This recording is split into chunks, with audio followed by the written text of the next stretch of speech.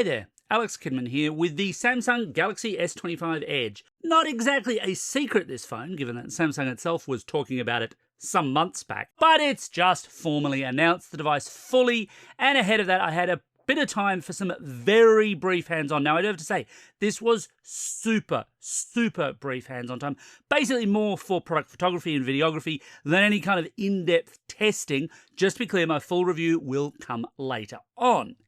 That being said though, hands-on is very much the point of this particular phone, because the point of this particular Edge phone is that it is astonishingly thin.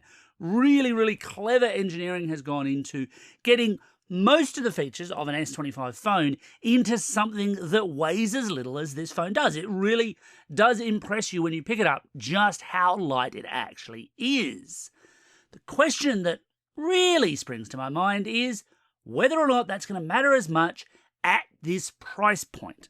Because honestly, much of what you're getting here is absolutely premium Samsung stuff. So we're talking a Snapdragon 8 Elite on board. We're talking 12 gig of RAM and either 256 gig or 512 gig of storage. We're talking a nice bright display screen. The design looks really nice. It is, of course, thin. I'm going to return to that.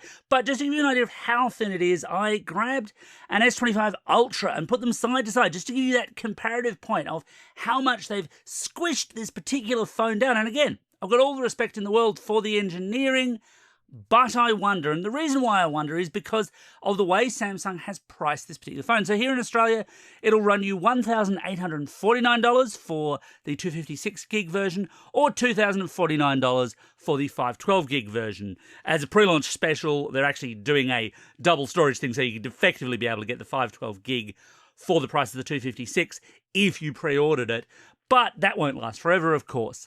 Now, that puts it just above the S25 Plus, not that far away from that S25 Ultra. But the S25 Ultra has quite a bit more going for it when you consider things like, for example, the cameras, because the S25 Edge is the S25 that only has two cameras. It's only got the wide and the ultra wide, no telephoto, no space zoom, none of that is present. And look, maybe that doesn't matter to you. Maybe the style, and the style is the point here again, is going to be the big thing. Obviously, I still have to wait until I actually do a full review, until I can test out things like the battery and the heat dissipation, which are big challenges for a phone this thin.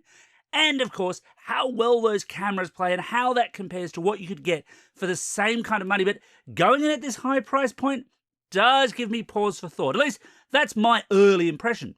What's yours?